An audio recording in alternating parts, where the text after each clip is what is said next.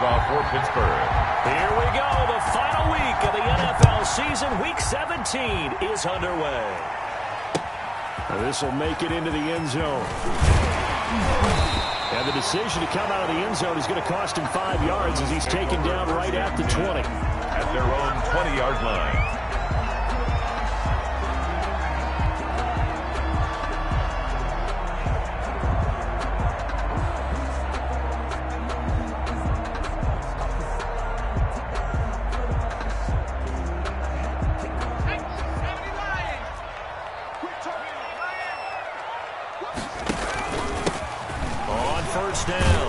It's James, and he is brought down at the 22 after a gain of 2, and it brings up second down. On the tackle. Certainly a nice job there by the defense rallying to the football and getting him on the ground, but I think the play gets made by the defensive front because if they can't get upfield, their job is to go ahead and get low, almost get into a ball sometimes, stack things up, and make it difficult for the runner to find a hole.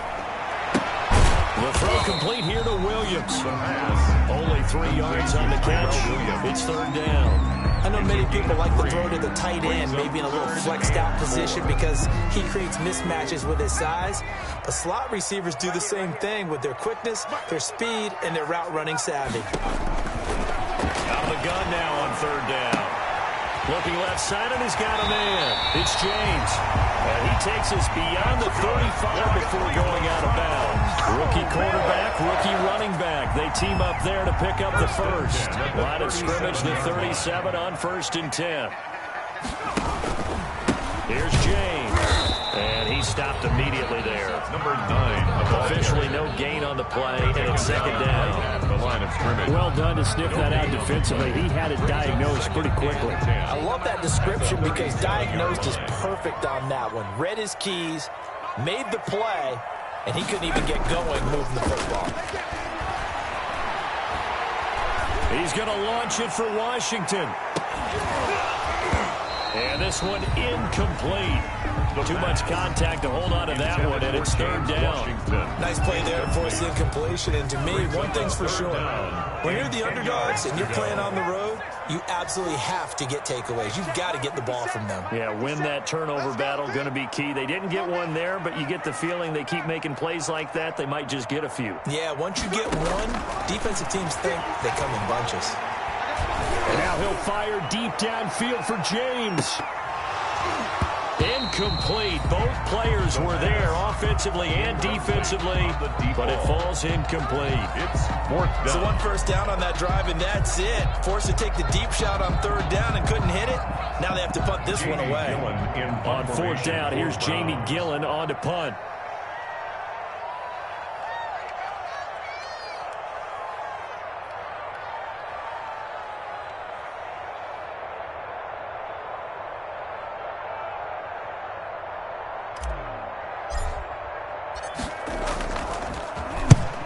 Punted twice in the win last week as he gets this one away. This is taken at about the 14. Call that a 46-yard punt with a net of 40 on a 6-yard return. And the Steelers will go on offense here, 1st and 10.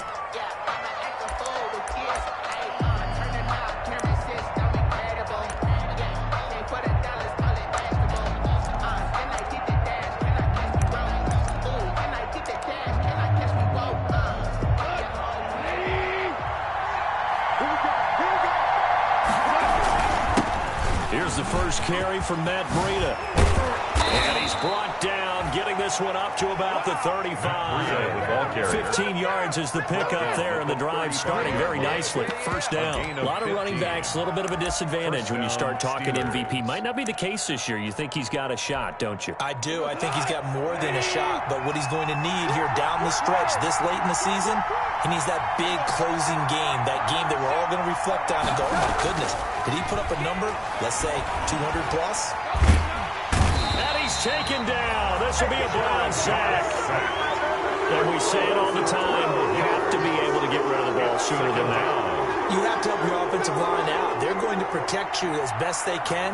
And if you're getting 3 to 5 seconds to throw the ball, they're doing a really nice job. But when you hold it and give up a sack, you're really almost discrediting their work. That huge loss on the sack makes this job much more difficult. It's now second down and 22 yards to go. And they only get a yard back there. They'll be left with a third down and long. Just not a whole lot of room to operate there on that carry. No, not at all. They did a really nice job staying in their proper places and not allowing any lanes to open up. Play action. It's gone. He's going to float this over the middle, deep. Into double coverage, and it's intercepted. Take off your helmet and give me a kiss, man. And he's able to get it back here to the 43-yard line. He's just got to be thinking, I hope that's not a harbinger of things to come. Very first pass of the afternoon picked. And where do you go from here? Because when you start that way, do you allow that to seep into you and stay with you the rest of the game? Or do you find a way out of it? We're going to find out. 55, They'll run on first down. James. And he is met quickly in the backfield. Down he goes, folded like a lawn chair. 2 yards the loss, second and 12. 2 brings up second and 12 at the 44-yard line. So the opening play of the drive goes backwards. Now they'll come up on second and 12. James. They get 11 back on that one. It leads to third down. Relatively small sample size, but that's his longest run of the first quarter. Bounce it out to the outside to make it successful. And to get there, you actually need some help. It's not just your pure speed getting to the corner, making sure that the blocking is taken care of inside so the pursuit doesn't get you. And oftentimes, those wide receivers, tight ends that might be flexed out, they've got to control the edge and make sure no one from the outside can spill the play before he gets there. From the 32 now, here's first and 10.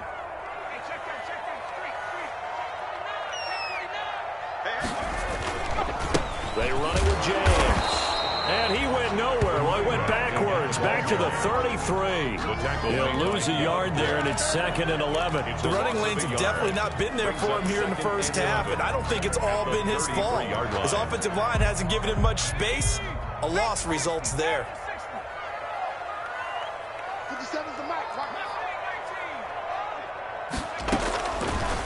Now they'll switch it up here and look to throw. And this is caught at the 8. And all the way in. Touchdown, Cleveland. Austin Hooper. His 4th touchdown on the year. And the Browns have taken the early lead. And no matter how it comes about, when you get good field position, you have to make the defense pay. Short fields usually make for good offense. Extra point by Seibert, up and good. And it's now a 7-0 game.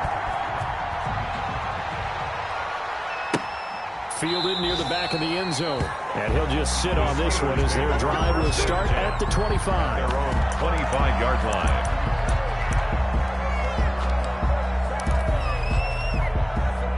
The Steeler offense here about ready for their next drive. They had the interception last time. It led to the opening touchdown. So now 7-0 the score as they start first and 10. Throwing here to start the drive as they connect left side. And they get him down, but not before he takes it across the 40-yard line. It's a gain Successful of start to the drive, 17 yards, and moves the sticks. One play has him up past the 40 already, and another first and 10.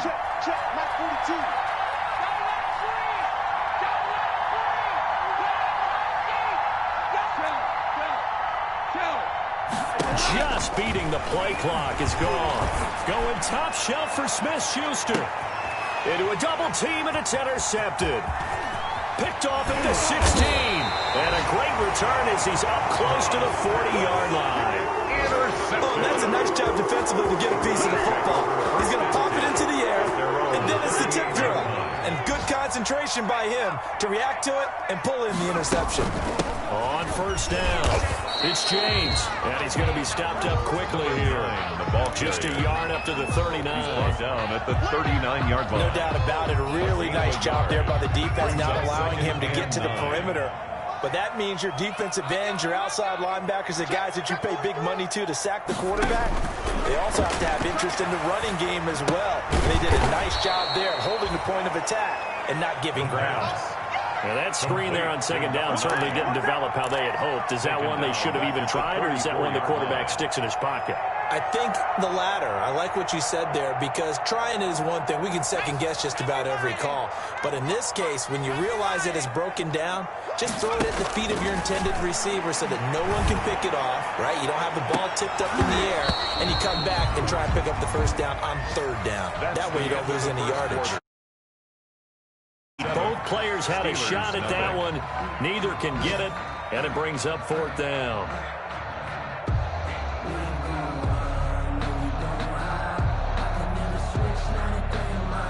Here's Jamie Gillen now as he'll kick it away for the second time. And the kick's away as he angles this one for the sideline. And no return here. Where will they spot it? They say just outside the 20-yard line. Their own 22-yard line. The Steeler offense here about ready for their next drive. To this point, the results have not been good. 2 possessions, 2 turnovers. And that's obviously something that can't continue, but to go a little bit deeper on that one, I would think about some play calls now, not even necessarily to my best player, but to someone I can trust with the ball. Try and get things settled down a little bit. Here's a throw, complete right side to start things out. And he's got it past the 30 before he's hit and dropped. It'll be a gain of 10 to start the drive out, and by a few inches, that'll be a first down.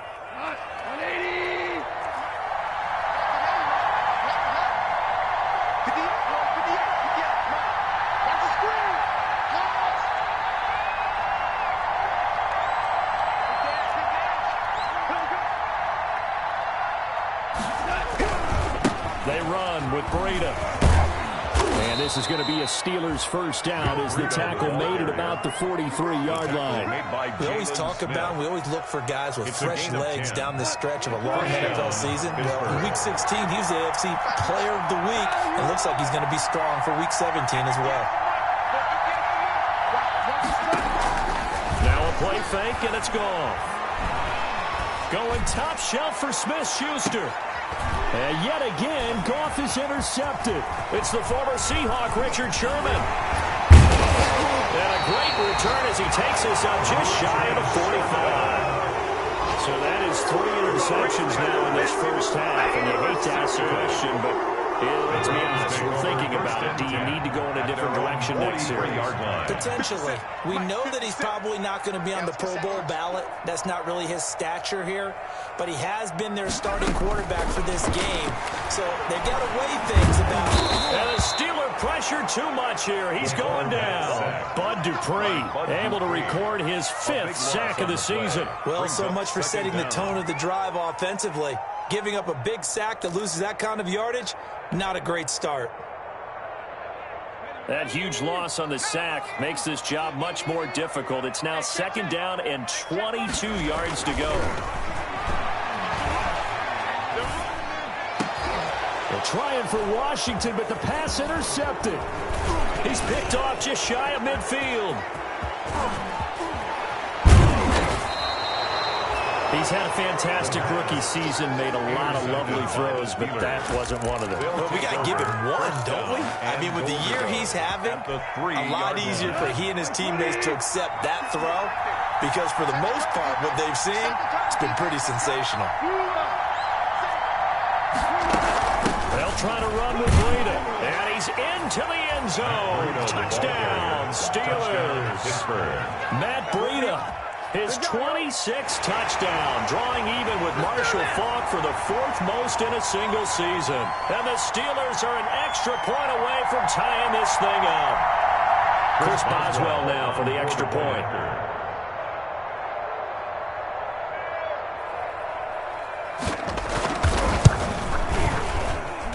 It's up and good, and we're tied at 7 here in quarter number 2. The game at 7. Chris Boswell to kick off for Pittsburgh. So all even at 7 now as they kick it away. Taken in the end zone. Now a loose football. And it's picked up by the Steelers. As that ball got away from him, and he saw the opposing team recover it. You felt his pain? Oh, I felt his pain, and you know what was going through his head. Tuck it away. Take care of the ball. All the things he hears all week in practice, he didn't carry it over into the game.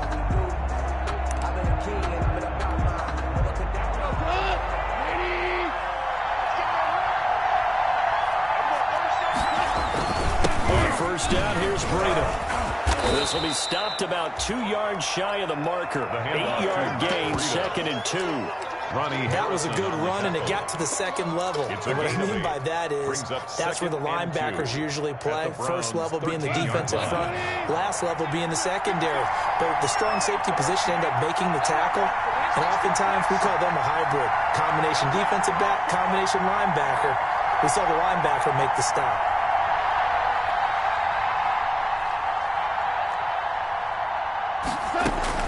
On 2nd and 2, Goff. They'll set up a screen for Breida. And he's going to take it in for a Steeler touchdown. Complete. Matt Breida with touchdown number 27. That ties Priest Holmes for the 3rd most in a single year. And the Steelers have taken the lead. CD for them. This has just been an offensive explosion here in the second quarter. Yeah, held scoreless in the first quarter. Now they find the end zone again here in the second. Sometimes you just have to have some patience. A lot of people think it's always an adjustment. You have to change what you're doing. Sometimes you just have to do your game plan just a little bit better. And I think that's part of what we're seeing here. And that drives coaches insane, doesn't it? When they see that happen, it just doesn't feel right, does it? Plus, you're giving up yardage. For the Browns, good starting field position as they have it 1st and 10 at their own 42. On the ground, it's James. And the result here, a pickup of 8. Leaves them with 2 to go on 2nd down.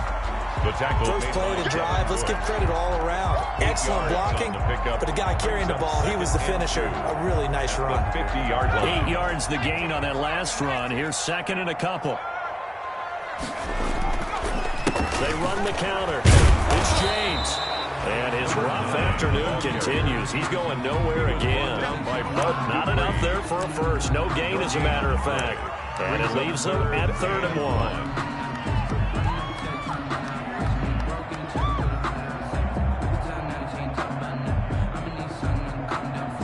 The Browns on 3rd down. They've hit 2 for 4 thus far. They need just a yard here. It's 3rd and 1. He can run for it, and he will.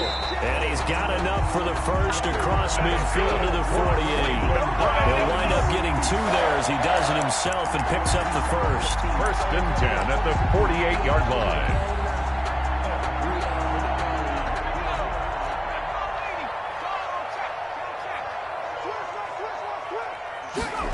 And they'll try the jet sweep here. And he's going to get this one down near the 45-yard line. Carried by the wide receiver. Give him 3 on first down. It'll set up a 2nd and 7. It's a pickup of 3. Brings up 2nd and 7.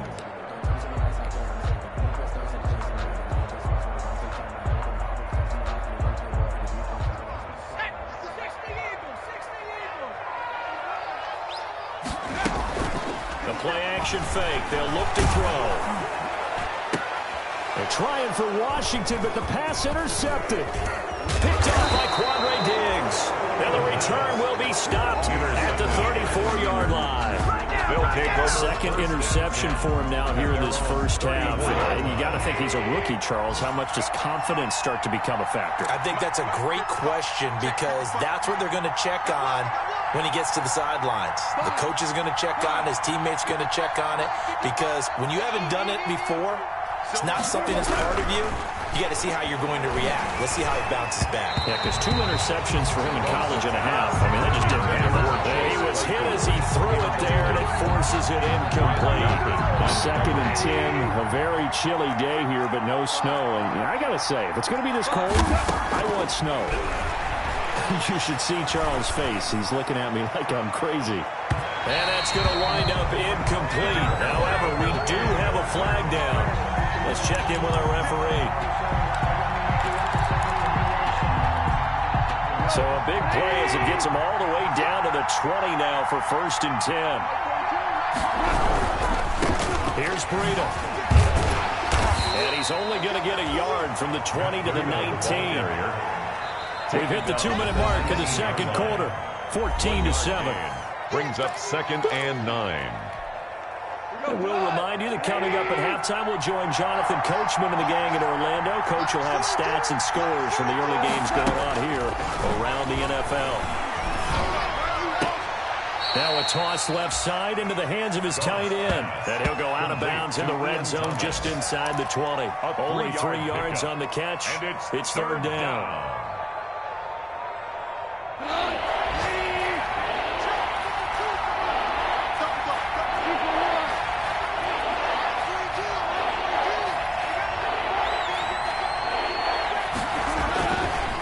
Play action. Here's Goff. The Browns D locked in on 3rd down. Brings up 4th. Thrown to the sideline and incomplete. It's 4th down.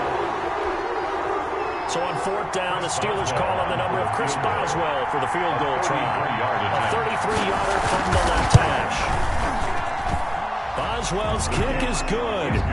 And they will move up by 10 now, 17-7. They got the interception, but very little movement after. That forces them to settle for 3. And it does feel like settling when that happens, doesn't it? It certainly does, but we got to give a lot of credit where it's due, and that's to the defense because they ran onto the field. This is what we call sudden change, right? Interception, you got to go put out the fire, and they did, holding them to a field goal. At their own 23-yard line. If you know, you know. That's the reason we ball for. Circle round twice for the Browns drive about to get started. And 2 picks thrown here in this first half alone. We'll see how that affects him. Can't wait to see where his confidence is because the great ones, they'll throw 4 or 5 picks, and while it'll hurt their team, it won't hurt their confidence. They'll think something was just wrong with the ball or the wind or something was funny. It's never about them. That's how they stay so into the moment and into the game. So they had the big loss on that first down pass play and facing a 2nd and long. Now